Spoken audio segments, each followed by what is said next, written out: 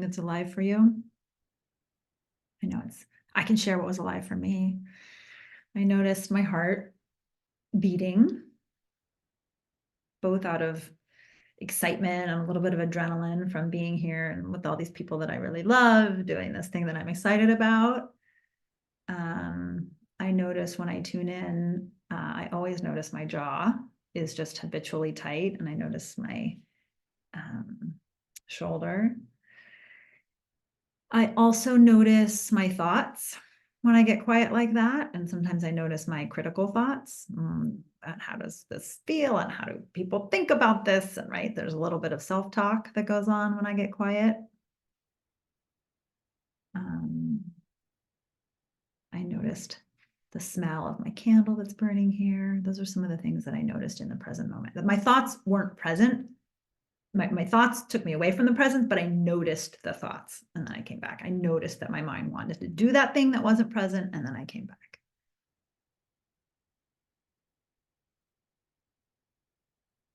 You can share in the chat, or you can share out loud, or we can move on. It's up to you. Anyone have anything they want to share? So I appreciated the breath work when we started, and I was noticing that I was distracted. So I took your advice about the exhale being longer and all of that, got into it, and I fell asleep.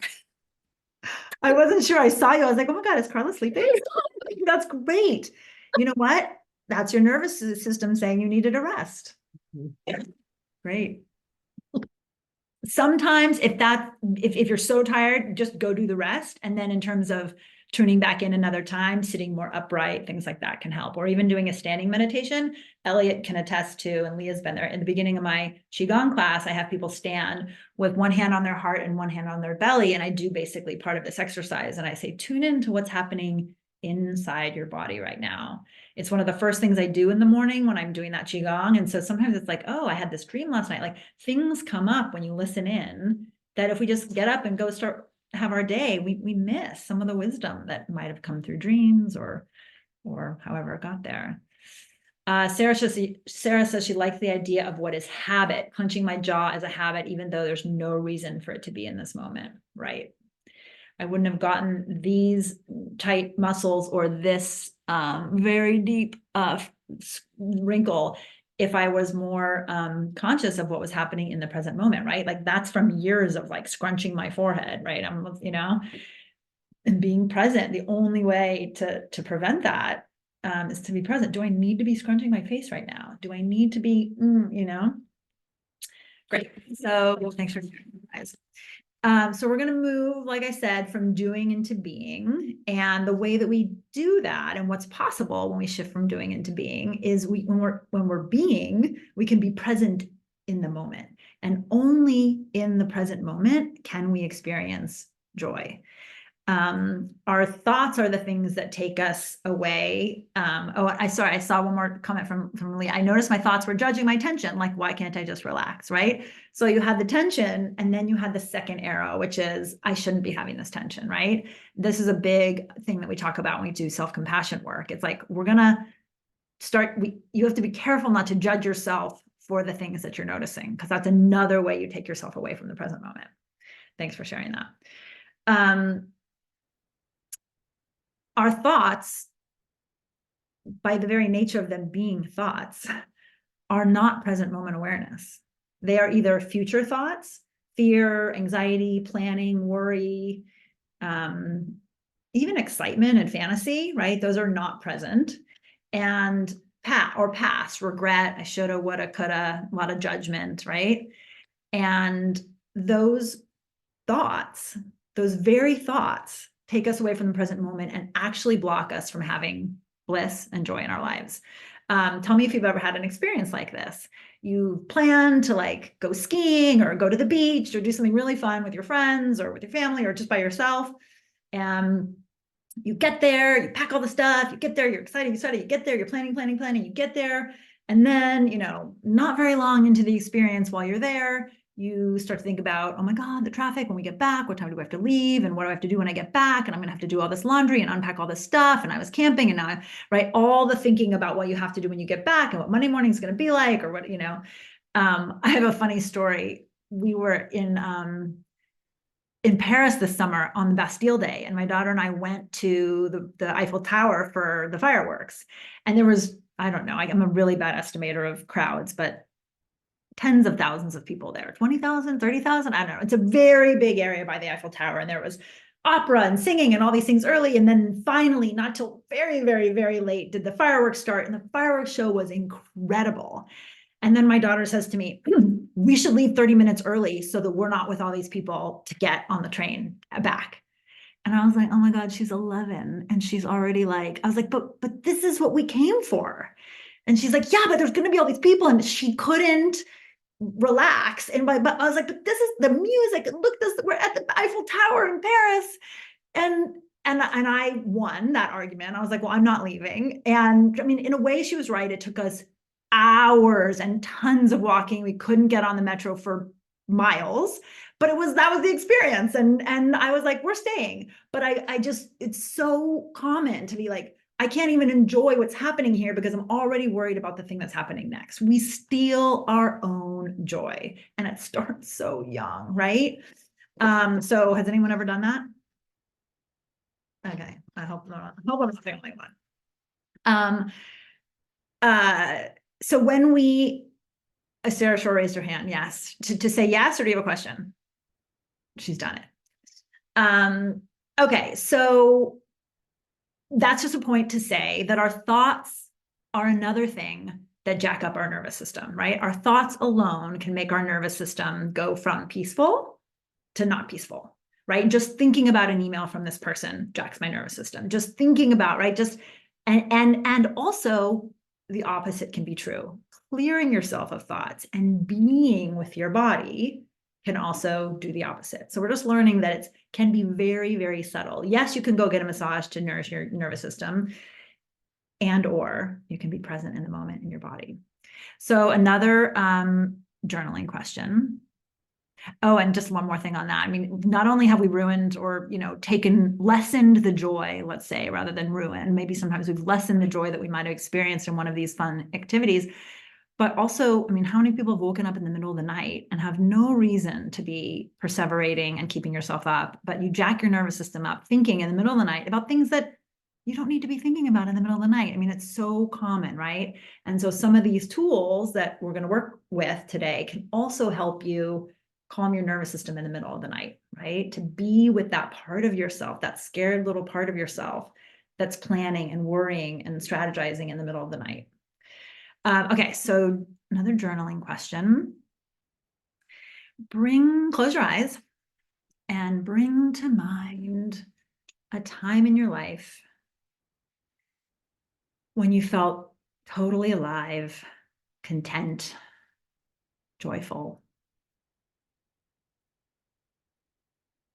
You might scan through a few times, but then pick one just for the purposes of this exercise.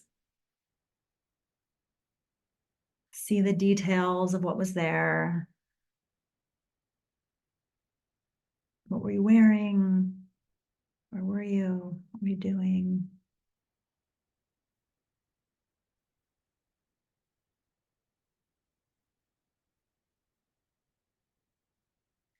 And feel what it feels like in your body as you relive this experience, and feel the joy in your body again. And just notice,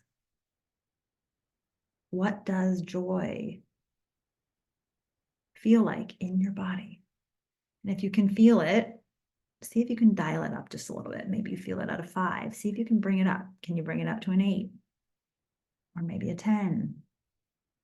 Maybe even an 11. Really feel what that feels like in your body.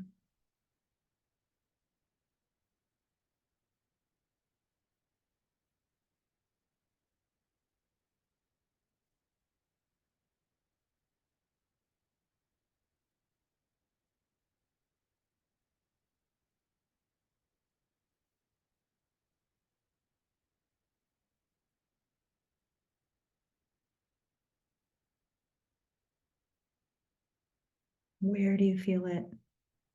And what does it feel like? And now open your eyes. And I want you to write down what it felt like and where you felt it in your body. And then also write down what brings me joy. Just right at the top of your page, blank brings me joy, and just list out things that bring you joy.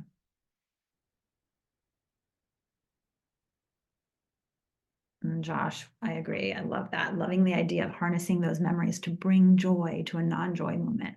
The other thing you can do if you're just trying to use this as a tool, you can also just bring to mind something that you're grateful for. It doesn't have to be a big joy moment. Oh, I'm grateful for my dog. And you can feel your heart kind of open. What brings me joy? This can be some of the things we talked about earlier. It can be other things.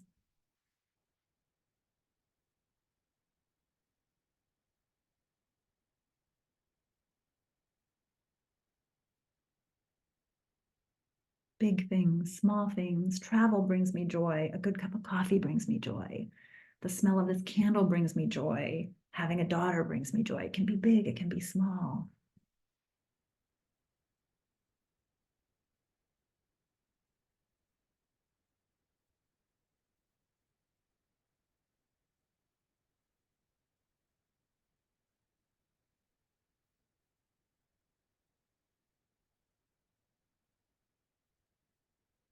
It can also be what makes me feel alive. It's another question I like to ask. What makes me feel alive? Let's see if that brings up something new. And let your imagination run wild here. It doesn't have to be things that, oh, that I could do right now. It could be anything.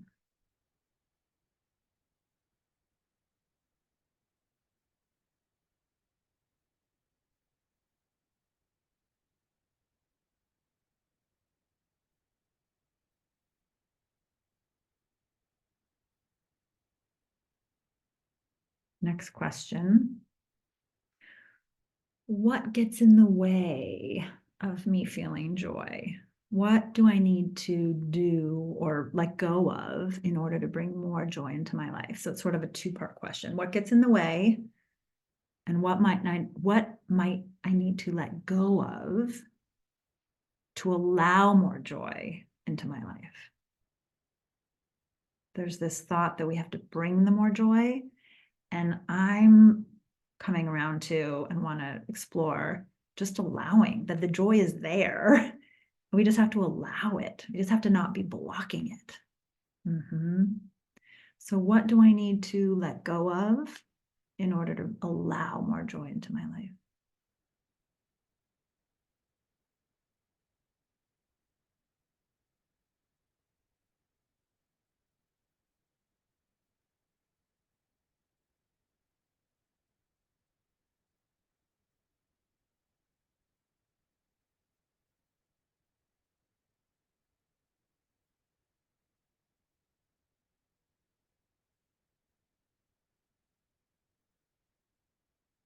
I'll just give you a couple to seed if you're having a hard time with that. I need to let go of caring what other people think about me. I need to let go of worrying about the future.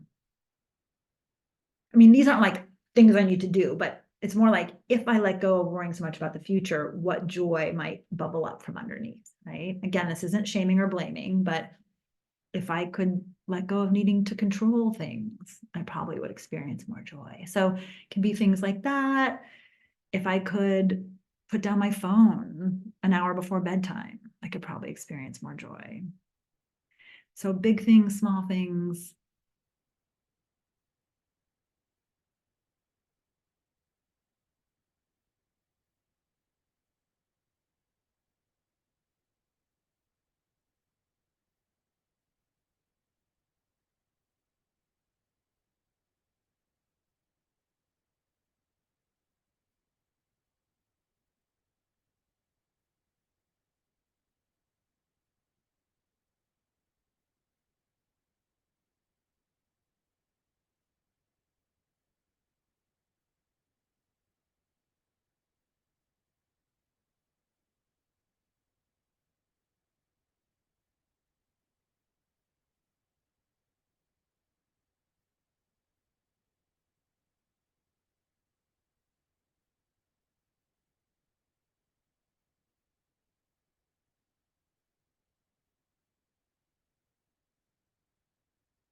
Okay. I'm going to do a little breakout room into twos and do a little sharing exercise. That's really fun. And Sarah, can you just say, do you have Joel there with you? Do you have someone there with you to do the breakout room, or do you want to be in a breakout room? I can be in a breakout room. Okay, perfect. All right. So I'm going to break this up into groups of two. So listen to the instructions. It's going to be a dyad, and you can use what you've written in your, Erin, can you be in a breakout room? Yeah. Okay. You can use what's written on your paper to start. And then after that, I sort of think it's okay to put your paper aside and just speak from the heart. Your person one is going to say, sipping my coffee brings me joy. Blank brings me joy.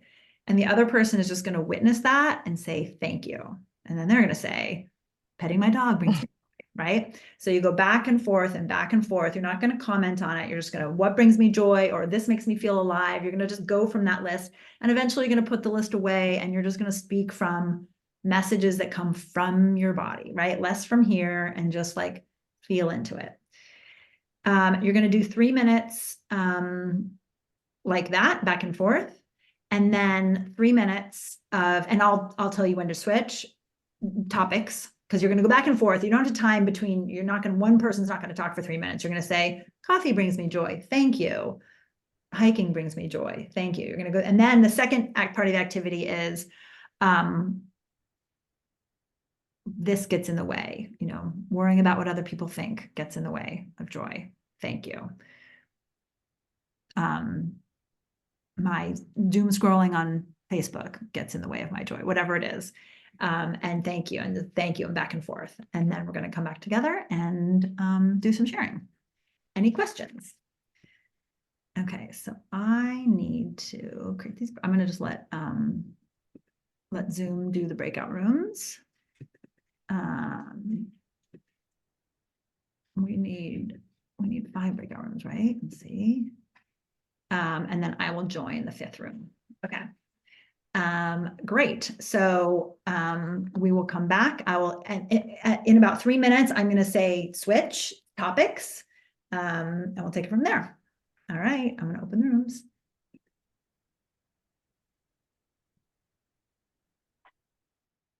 Oh, wait.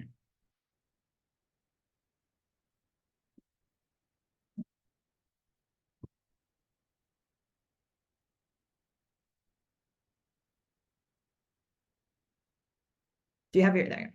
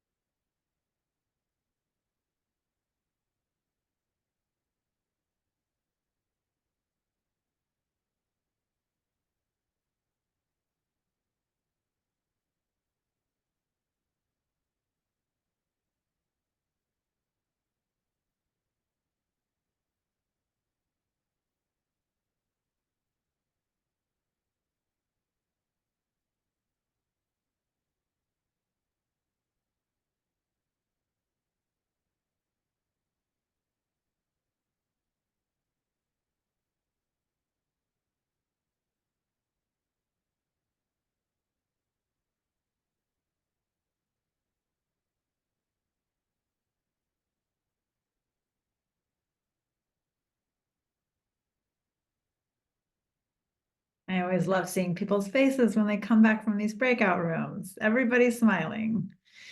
Does anyone have the courage to share something that came up for them in that process, or in the shares, or in your own experience? Sharing just from yourself, of course, what you noticed for yourself.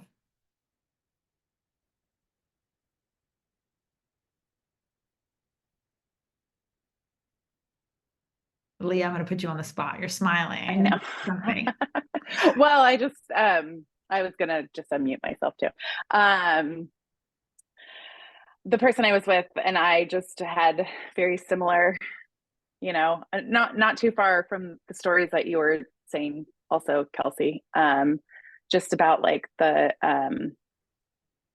things that bring us joy are really in like the present, the magic of others, being with others, and or like appreciating the small things like art and crafts, and but then the things that we're taking away from the joy are like based in fear and judgment, like the constant like replaying of conversations that we both agreed that we do, and especially at 3 a.m. of like, why did I say that thing? And just like kind of worrying about what everyone else's experiences. On the same side, like joy does, like for me, joy comes from watching my children enjoy a new experience. But then on the flip side, it's like the thing that I'll take away is if I'm too worried about like, oh my gosh, they're upset, so it's finding that balance. Oh, that makes so much sense. It's such a fine balance between, yes, you feel joy when you're watching your kids have a joyful experience. What robs you of the joy is when you start to feel you're responsible for their experience, whether it's good or bad. Like if they are just having their experience, they're going to have good days and bad days and good moments and bad moments. And having a daughter that's, having hormonal changes and going through puberty, like if I felt responsible for my daughter's well-being in every moment, like I would be really, that would be really hard, right? It makes me happy. And I hear that it makes you happy to bring your daughter joy or your kids joy. But when we start to feel responsible for other people's experience, that's the codependence, that's the people pleasing, and that's the very opposite of choosing yourself. Oh my God, what a great example. Thank you, Leah, for sharing. I see some nodding, so I think everybody agrees. Does anyone else want to share something they noticed, either in the feeling of expressing what brings you joy or noticing what takes you away from your joy?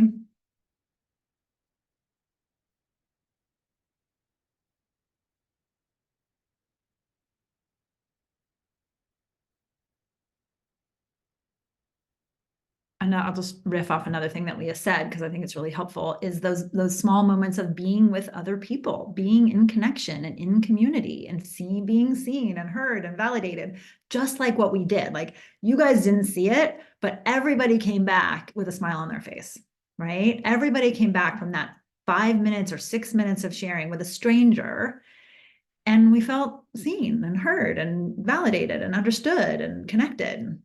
And that's a lot of what joy is about, that present moment connection with yourself and another person, where you're like, oh, I'm a human and you're humaning with me, and this is hard and we're in it together. And that feels so good. And that's why I love doing groups. Okay. Anyone want to share before we move on to the next very good activity? Okay. So I'm gonna tell you a little story. I have a client who is a CEO of a small startup, and she is a doer. She is smart, and she's not just the CEO of a smart startup. She's also a medical doctor that still practices once a week or twice a week in the hospital. So she does that, sees patients, and is the CEO of a startup that's in the health tech space. And she is a go-getter. She works hard. Oh, and by the way, she's also, right now just got pregnant. Like she is a doer, right? She's got all of these balls in the air, right? And she told me a story last week about how, and she's told me stories like this through the months and years. She has very high standards. And so when she gets a work product from a team member that isn't what she wanted, it's not good enough at some level, it either wasn't on time or it wasn't complete or it didn't meet her expectations, she goes immediately to annoyance, anger, frustration. They're not doing their job, right? There's like a whole cascade of triggers that happens from like something not being good enough. And then immediately from that place, she responds and she criticizes or she demands more. And then the employee doesn't really feel very good about it. And then she goes away from the exchange also feeling bad that she didn't like how she responded. So it's like trigger, not motivating to the team member. And then she goes away and says, oh, now I feel like I'm too demanding. And she goes away and criticizes herself. So it's like this like downward spiral from this initial feeling of this isn't good enough. This isn't what I asked for. So we did this exercise together, which we're going to go through as a group later, but I'm going to describe it, how I did it with her, and then we're going to do it for ourselves. And she was able to see through this exercise that when she could feel the anger in the moment. Like we walked her through the trigger that happens. We felt the anger in the moment. And she was able to be with that part of herself that gets angry in the moment. She could get really, she like got in touch with it. And it was this young part of herself that quickly goes to anger because this young part feels like nobody's listening to me. Nobody's listening to me. Nobody's listening to me. And when she recognized that it was this young part of herself that was like, to me, then she could get into her wise adult self, which just takes a few breaths, and I can show you how to do it. And she could go and be there for that little girl in her that was like, nobody's listening to me. And she could listen to her. She could be there for her, see her, validate her, be present with her, give her loving attention. And then the space opened up where she felt resourced and supported. She felt more at ease in her body. She felt seen, even though she was a part of herself, wise adult was seeing this inner child. And from that place, this tension that immediately came in her body opened up, it relaxed, and she was able to respond. We did an exercise around this. She didn't in the moment, but for next time, she was able to respond from a much more open-hearted, compassionate, connected place. Well, you can imagine from that place, you ask the right question. You get curious. Hey, I wonder what's going on. Like, tell me more about this. Not why is this late, but like, hey, is there something else going on that got in the way of this? She could ask questions that then could allow her employee and colleague to come from a less defensive place. And therefore, they would feel more connected. The employee, the colleague would feel more motivated to do better work next time. And then she could go away feeling better about herself. So you can see how the whole process could be easier. And with the ease, with the less struggle, you would actually get the work product that you're looking for. That the struggle, the tension, the tightness around wanting this thing to be a certain way, this pushing, was actually preventing her from getting the thing she wanted. And it took this looking inward at the part of herself that was getting triggered. So we're going to do an exercise like this for yourself. So again, if you feel comfortable, close your eyes, take a few deep breaths, and just, again, come back to your body. Sometimes I like to put my hands on my heart just to kind of feel like I'm directing my attention back into my body. And I want you to, as you breathe, envision a difficult situation, a difficult person, a difficult obstacle in your life that's bringing you a challenge. You can kind of scan for different ones, like don't choose the worst one in your life right now, choose one that you can kind of be with in this space. And just see it really, you can scan around and then pick one. For the purposes of this, it's important just to have one. Just think about what's hard about this situation. And then feel it in your body. What feels hard here?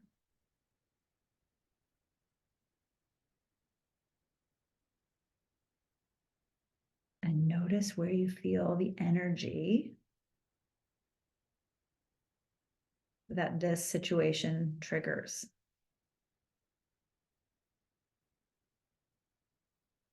And you might want to dial it up just a little bit so you really feel it. Now we're going to get in relationship with that feeling.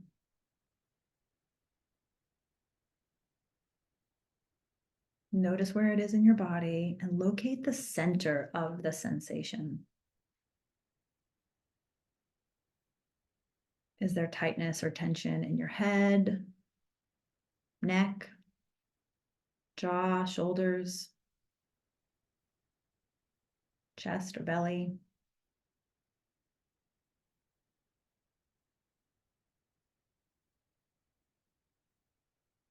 Just be with the sensation and allow it to be there, not judging it. Don't try to change anything, just witness and breathe.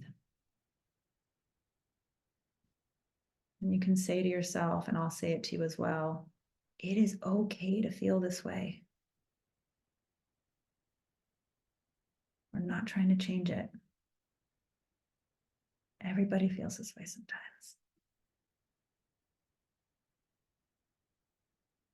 And now, if you're ready, we're going to explore the sensation a little bit more deeply. We're going to investigate it. How big is the sensation? Is it the size of a golf ball or a grapefruit or a soccer ball?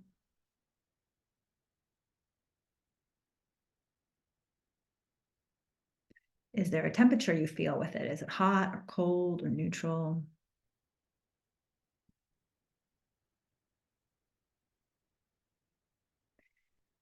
See if you can notice a color or a texture that's associated with this feeling.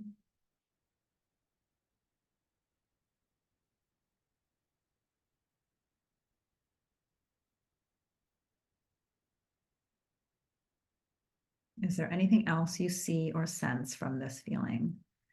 Maybe there's an image or a word that comes up to you, maybe a memory. It can be anything or nothing. Just witness it, attune to it.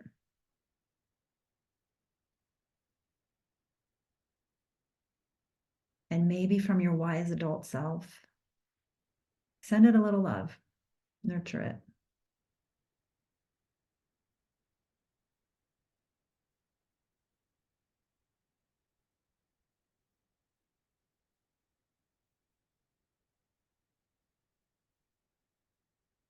You can imagine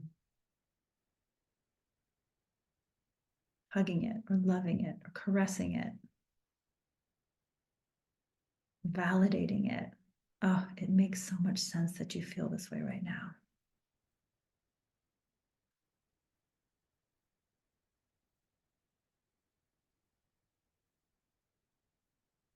And in this last minute, I just want you to notice how, if at all, the original feeling has shifted.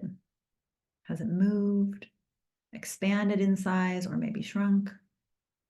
Maybe there's a different color, texture, or temperature with it. Just see, has it shifted from just this loving attention and allowing it to be?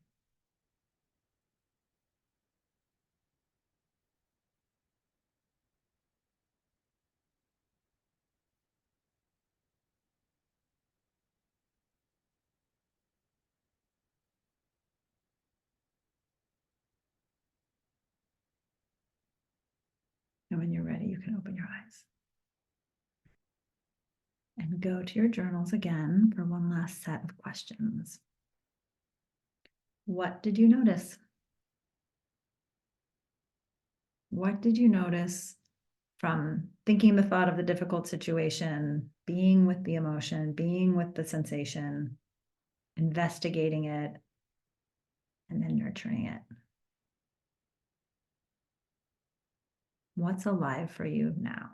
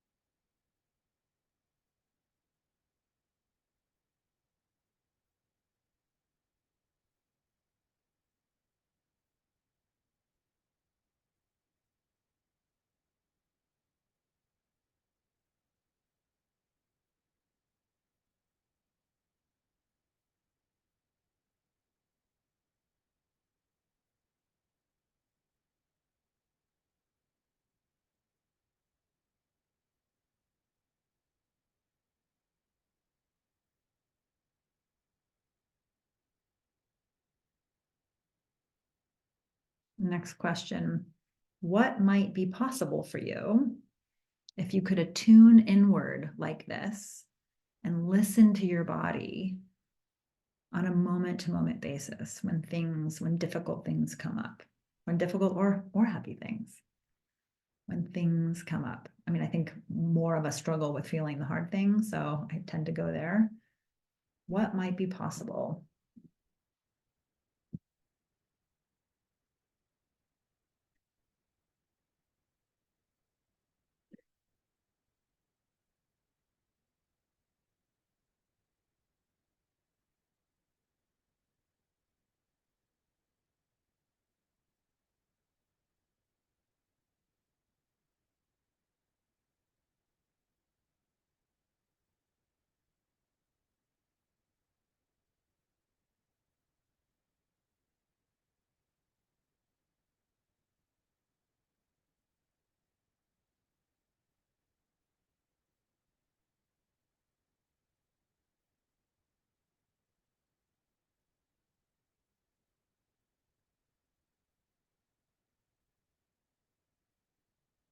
Does anyone want to share, or anyone be willing to share their experience during that and get some coaching?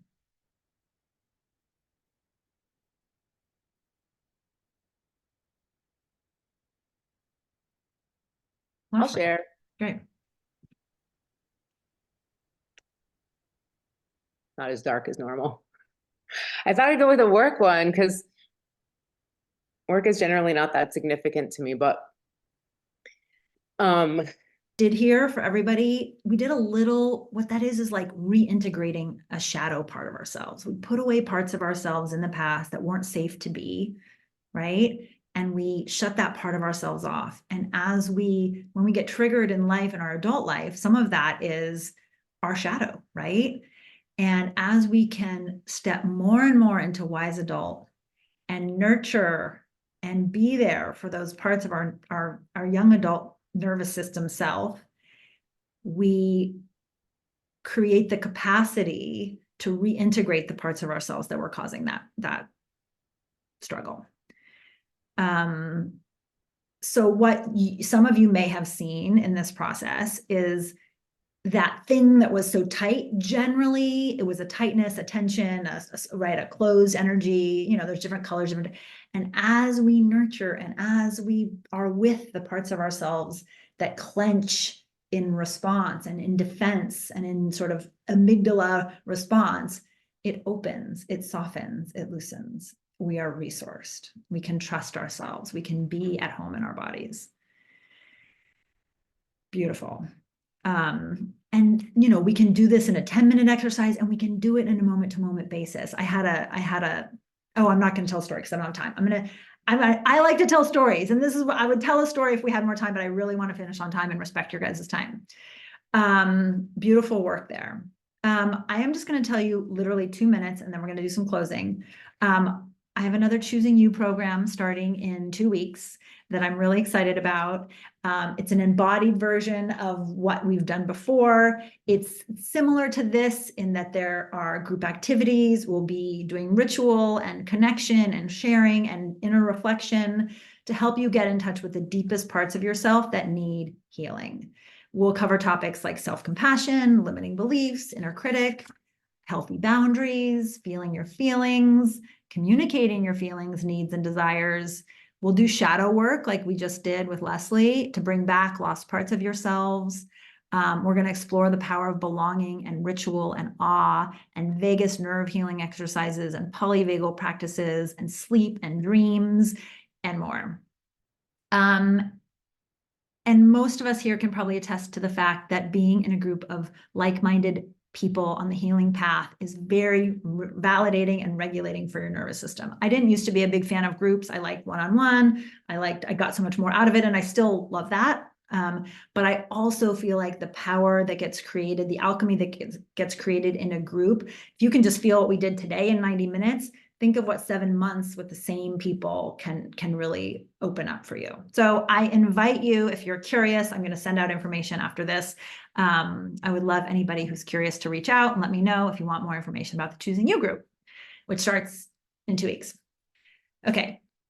that aside, I want that for you. I want that kind of healing for you. I'm going to read a poem, and then we're going to do a quick closing exercise. This poem is called The Most Important Thing by Julia Fehrenbacher. I am making a home inside myself, a shelter of kindness where everything is forgiven, everything allowed, a quiet patch of sunlight to stretch out without hurry, where all that has been banished and buried is welcomed, spoken, listened to, and released. A fiercely friendly place I can claim as my very own. I am throwing my arms wide open to the whole of myself, especially the fearful, fault-finding, falling apart, unfinished parts, knowing every seed and weed, every drop of rain has made the soil richer. I will light a candle, pour a cup of hot tea, gather around the warmth of my own blazing fire. I will howl if I want to, knowing this flame can burn through any perceived problem, any prescribed perfectionism, any lying limitation, every heavy thing. I am making a home inside myself, where grace blooms in grand and glorious abundance, a shelter of kindness that grows all the truest things. I whisper hallelujah to the friendly sky. Watch now as I burst into blossom. On a scale of 1 to 10, in your notes, I want you to write where your nervous system is now in terms of regulation and nourishment.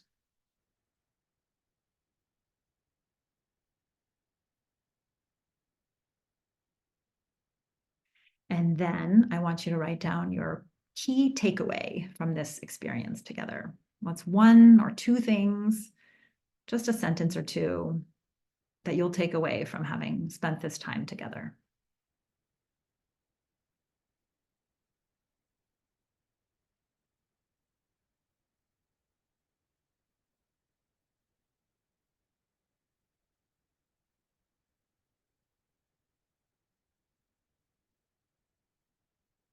And now, if you're open, I would love to hear just one closing key takeaway from everybody in the room. If you have the courage, just take yourself off mute, or I can call on people. What's one thing you're taking away? What's your highlight? Because we'll all learn from each other's highlights, and I love to hear them too.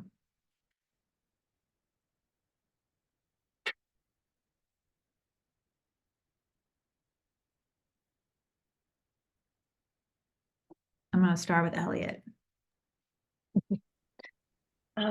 I I was having a trouble narrowing down to a key takeaway, but I was just looking at my notes, and you had asked that question earlier on about like what do you do to regulate yourself, and then how long does that relaxation last? And I wrote until I check my work email, and which I just saw in my notes, and I was like, that's a really good reminder that I need to stop checking my work email when I'm trying to relax. What a simple thing, but that's such a good reminder.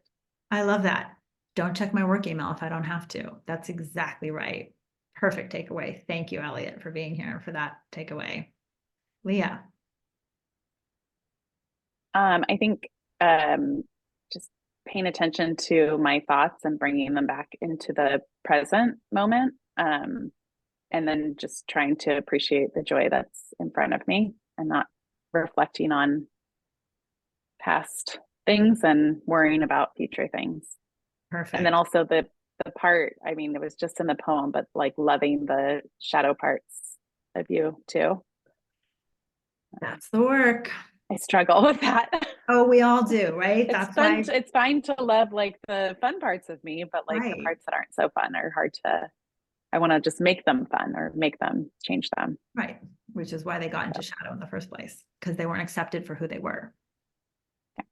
Beautiful. Sarah. Oh, you're on mute, Sarah. Of course. Yeah, I have 3 things I want to share. So the first thing is I need to sing more often. One that really resonated with me in a big way is how much you can take away the joy of a moment by focusing on the next moment. Because that's a really good one for me. And The other thing I wanted, this is more of a direction, and I still need to wrap my head around the activation of this, but when triggered, ask your your wise adult to give nourishment and counsel to your inner child. And I think there's certainly more practice in making that happen in the moment in a really meaningful way. Yeah. But sort of as far as the sort of to do, because of course I would think of it as a to do. Right. But I think that's the big to do. Beautiful. And that's the work. That's it. If we can be there for our inner child, that's healing. That's the heal. When we talk about what we're doing in healing work, that's what we're doing, is we're giving our inner child the stuff that they didn't get so that we can be more present and joyful and self-accepting and loving in the moment and bring joy.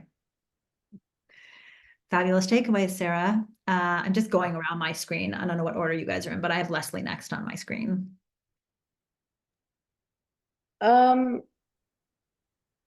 I think same as Elliot, like when the question was like, how long does it last? And it was like 2 seconds.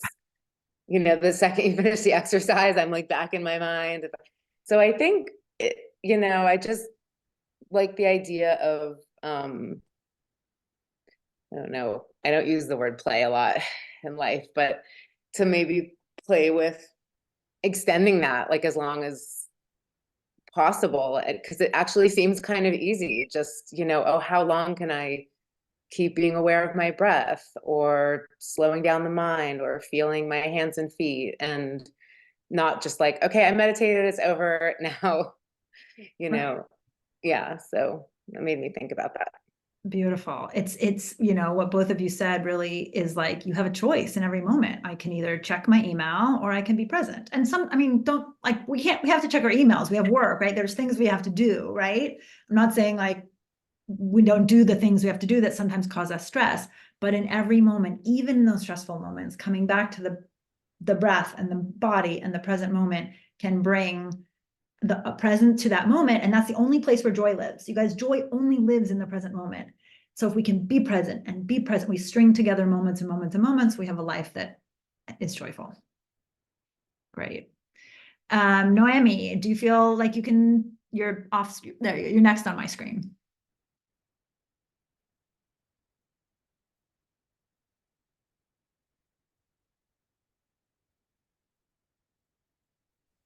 Oh, Wait, did I do it right? oh no, yeah, I can hear you. I thought you went away. There you go. I can hear you now. Oh, yeah. I think for me, I am trying to get into meditation and sort of listening to my inner child and breathing. It kind of made me emotional. So Yeah. that's my biggest takeaway. Yes, I think that's a huge one. And part of the reason why we have ignored those parts of ourselves for so long. Well, the emotion, I'm just gonna, I don't know you that well, but the emotion is because they're finally being seen, right? That part of you that like has something to say or wanted something or needed something is finally being seen. And the relationship with that part of yourself may bring up some difficult emotion and some really lovely emotion. But sometimes for me, there's grief because of all the times I didn't pay attention before. And grief also for the little child that didn't get what she needed back when she was 5, So there is that healing of that grief. Like, oh my God, poor little Kelsey, wow, she really needed something she wasn't getting. Great work. Thank you, Noemi. Thank you. I'm glad you're getting into meditation and all of this stuff. It's very healing. Aliza, I have you next on my screen. Similar to what one of the things Sarah talked about, I wrote down when you said this about your time at the Eiffel Tower that we steal our own joy worrying about the next thing rather than being present, which to me seemed, it just resonated quite a bit. And so useful for me to be mindful of. Great. Yeah, I mean, these things are natural, right? Also, don't shame and blame yourself, but just the awareness. Oh, I'm here right now. This is what I'm doing. And that's where the joy lives, right? We can say it all the different ways. And also, you do have to get in the car and drive home from the thing, right? But you know, that's going to be there whether you start thinking about it while you're sitting on the beach or whether you start thinking about it when you turn on the car. Great. Thanks for sharing. And Josh. I was struggling to come up with a response, but I think it just landed. And I think that for me, the big takeaway is that, you know, my work feels like one constant stream of dysregulation. And dysregulation in both in multiple meanings and directions of what dysregulation can mean. And we went through the exercise of recalling a difficult moment with like another person. And in thinking about that and in going through that thought process, and then sort of connecting to the later discussion about inner child stuff, realized that a lot of my sort of embodied dysregulation experience in the work stuff really harkens back to a lot of that inner child trauma stuff. But it's so funny because even though I have a fairly sort of practiced vocabulary with some of this stuff, I mean, I was practically laughing. Like I rarely, when I get into a self-reflective mode about the work sort of dysregulated feeling and the struggle with that and the frankly the anxiety and depression that comes with that, I don't think to go and go back to the inner child from the wise adult and employ the care that can bring to the moment of current dysregulation. And that's like, it seems so obvious. You know, when I thought about It's not that obvious. when I thought about the example with my teammate and the trigger that, the work situation, and like I just, I don't slow down enough, frankly, to employ or get into a self-care frame of mind in a dysregulated moment, Yeah. right? So that's one issue. Yeah. But then going through the exercise, as many folks have stated, going through the exercise of going back to the inner child and bringing the wisdom of the now and playing forward and sort of experiencing that difficult moment with that perspective. Like I could and should be doing that like all day long, frankly. Right. I'm going to pause you there because that's exactly the point. We could and should be doing that all day long, but the whole reason it's not that easy, right? Triggers are our autonomic nervous system. Things from the past live in our tissues. They live in our body. It's trauma, right? Even little bits of neglect and little bits of problematic small things over time live in our bodies. And so that is healing though. This is what I'm talking about, right? If we can hold the space for ourselves in this way on a moment to moment basis, then you can befriend that part of that inner child, that trigger, that, right? All those things. And it just takes practice. And that's why we have these circles. And that's why we have these conversations. And that's what we were doing here today. I want to, and Josh, I can stay on and talk to you more about it, but I want to just close the circle since we went over a little bit and just thank you all for being here. I so love doing this work with like-minded people like yourselves in circles like these.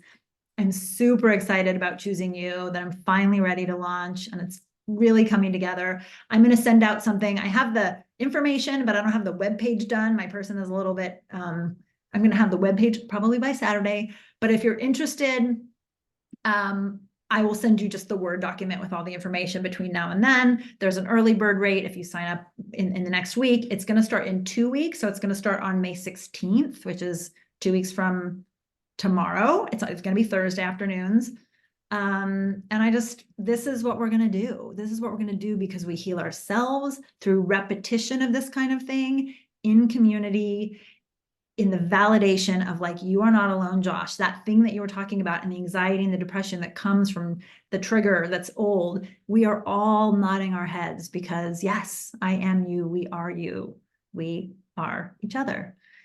So anyone who wants to stay on, and Josh, we can continue to talk about that. I just wanted to make sure we close the circle. Thank you so much for being here. And I look forward to hearing more with you, for you, from you soon. And Josh, if you want to keep sharing that story, I'll stay on for 1 sec. Yeah. I'm going to stop the recording. Noemi, thanks again for coming.